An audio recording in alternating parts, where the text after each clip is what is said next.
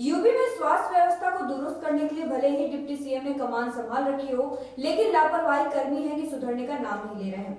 ताजा मामला संत कबीर नगर से सामने आया है, जहां लापरवाही सामने आने के बाद सीएमएस ने सांसद को इस्तीफा दे दिया।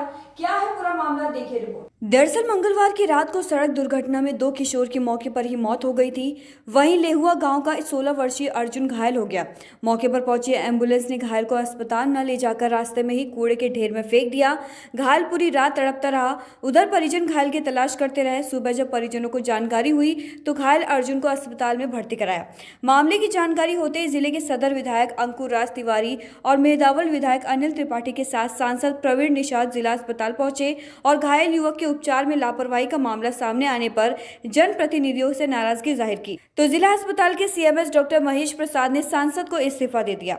सवाल यह उठता है कि जिम्मेदार अपनी जिम्मेदारियों को कब समझेंगे, और अगर जनप्रतिनिधि सवाल करेंगे तो क्या जिम्मेदार इसी तरह अपना पल्ला झाड़कर इस्तीफा देंगे या फिर अपने कार्यों में सुधार लाएंगे। सवाल तो बहुत है, लेकिन स्वास्थ्य विभाग की लचर व्यवस्था की पोल तो यहाँ खुली गई है। लेकिन अब देखना होगा कि जिम्मेदार कब सबक लेंगे और लोगों को बेहतर इलाज मिल पाएगा या फिर मनमानी जारी रहेगा। ग्रामवासियों ने एक मरीज को एम्बुलेंस में लादा था। एक एक्सीडेंट के बाद जिस मरीज को एम्बुलेंस ड्राइवर ने रोड पे ही फेंक करके वो चला गया, उसका उचित इलाज नहीं हो पाया। ये सूचना जैसे ही मिली, हम और माननीय सांसद जी हम सब लोग यहाँ जिला अस्पताल आए। कल से ही सीएमओ को और सीएमएस को इस चीज़ की जानकारी दी गई थी, लेकिन अभी तक न सीएम ड्राइवर का न एम्बुलेंस का, इन सब चीज़ों का या किसकी गलती थी, ये सब इसके ऊपर एक कार्रवाई की जाए। ये सब बिना किए सीएमओ छुट्टी लेकर के तुरंत यहाँ से भाग गया और सीएमएस को इस चीज़ की कोई जानकारी ही नहीं थी। इस तरीके से लापरवाही से जिला अस्पताल नहीं चलेगा।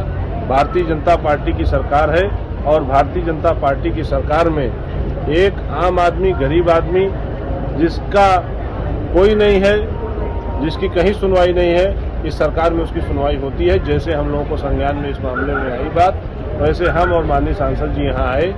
निश्चित तौर पे सीएमओ और सीएमएस के ऊपर कार्रवाई होगी, उनके ऊपर मुकदमा लिखा जाएगा और इस तरीके से जिला अस्पताल नहीं चलेगा।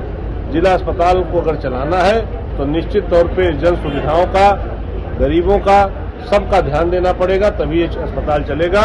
और इस तरीके से जो भी अधिकारी यहाँ पे आएगा, निश्चित तौर पे उसके ऊपर कार्रवाई की जाएगी।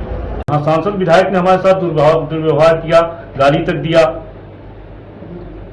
अब क्या कर रहे हैं स्वास्थ्य विभाग? हमने उनको लिख के दे दिया कि मैं नौकरी नहीं करूंगा, मैं किसी सांसद विधायक का नौकर नहीं हूँ। क्या पूरा घटना हुआ था सर? घटना कुछ भी नहीं, मुझे भी नहीं पता था। ये पता चला है कि एम्बुलेंस में कोई वहाँ लाश फेंक के चला आया था, तो उससे हमारा कोई संबंध भी नहीं है। सीएमओ से है और भी डायरेक्ट सीएमओ से है नहीं। एम्बुलेंस का संचालन लखनऊ से ही होता है, उनका सारा कंट्रोलिंग पावर लखनऊ में है। सोचा तो जा रहा है कि ठप कर दिया जाए। हमने तो रिजाइन कर दिया है, अब हमारे डॉक्टर लोग भी रिजाइन करने के लिए कह रहे हैं। व्यवहार, उनका कार्यशैली, इन सारी चीज़ों से हम लोग संतुष्ट नहीं हैं और उस पर उनके खिलाफ कार्रवाई के लिए हम लोगों ने यहाँ पर पत्र लिखा, जिसकी सहमति माननीय विधायक गण लोगों ने भी दिया यहाँ पर।